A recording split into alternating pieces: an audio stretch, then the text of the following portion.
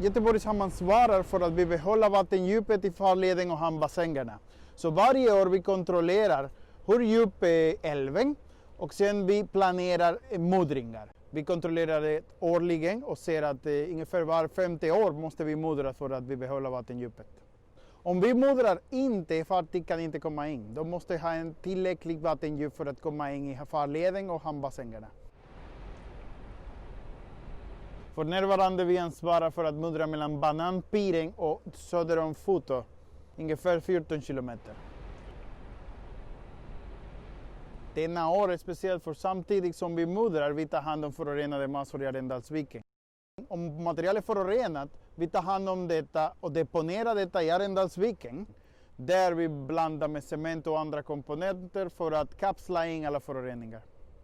Och bygga en ny terminal.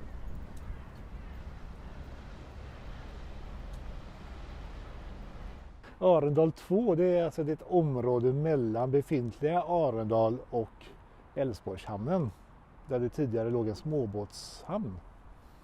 Och ett område som lämpar sig väl att bygga ut och förbinder då gamla Arendal så att säga så, och Älvsborgshamnen. Där är ju den väldigt lämplig att använda som mudderdeponi och bygga en ny terminalyta. Ja, godsvolymerna ökar ju i världen och även godsvolymerna till Skandinavien ökar. Och även godsvolymerna till Göteborgs hamn ökar. Och då ser vi att vi behöver ha mer terminalyta för att handla de ökade godsvolymerna helt enkelt. 2016 så gjorde man ett fältförsök ut där. Hur det skulle kunna fungera och solidifiera muddermassor. Då använder man lite olika recept. Det fältförsöket ligger till grund för det vi gör idag. Men innan vi kunde solidifiera muddermassor så var vi tvungna att bygga vallar. Och det utfördes förra året med hjälp av NCC. Under den här säsongen så är det Peab som utför själva muddersolidifieringen. Arendal 2 är det största nya terminalbyggprojektet vi har sedan 70-talet. Man undrar var är vi just nu? Vi ligger mellan Arendalshamnen och Älvsborgshamnen i norra sidan av Göteborg.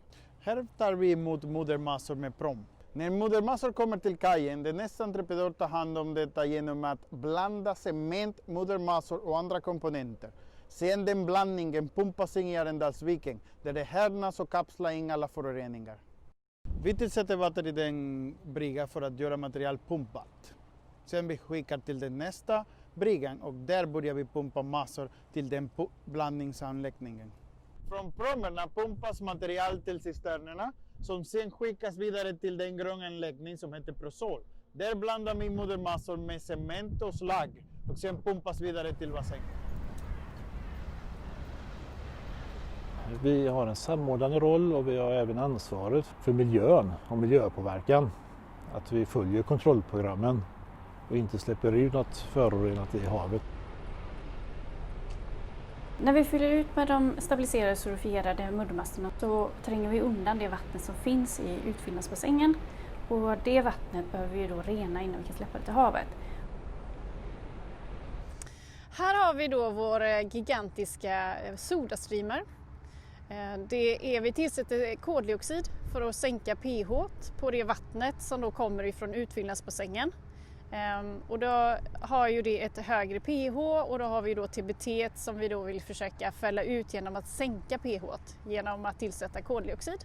Sen pumpas det då vidare till sedimentationsbassängen och sen vidare till det sista steget som är sand- och kolfiltret.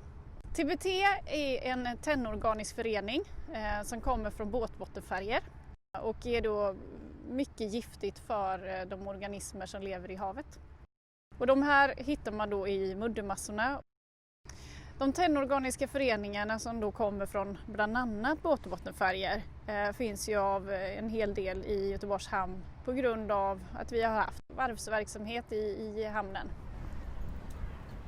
Vattnet undersöker vi en gång i veckan som ett rullande veckomedelvärde för att se att vi klarar de ställda miljökrav som finns på projektet. Och här finns då ett kylskåp där det tas ut prov, flödesproportionellt. Så det tas ut prov i förhållande till hur mycket vi pumpar ut vatten. Och de här vattenproven skickas då på analys en gång i veckan. Det vi har bakom oss här är det sista steget i vår rening.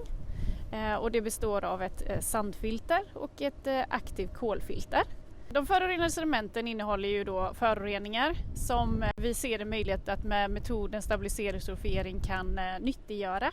Och med bindemedlen så vi kapslar in det både kemiskt och fysiskt så föroreningar sitter fast i de här massorna som vi sen kan bygga på och fylla ut med. Under själva muddringen så muddrar vi dem med en så kallad miljöskopa.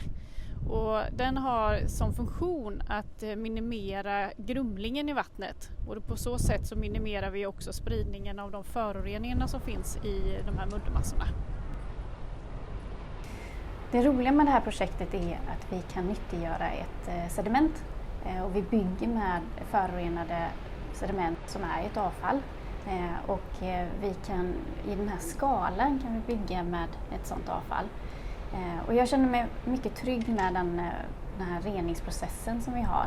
Att vi släpper ut ett vatten som är helt acceptabel för organismerna i havet.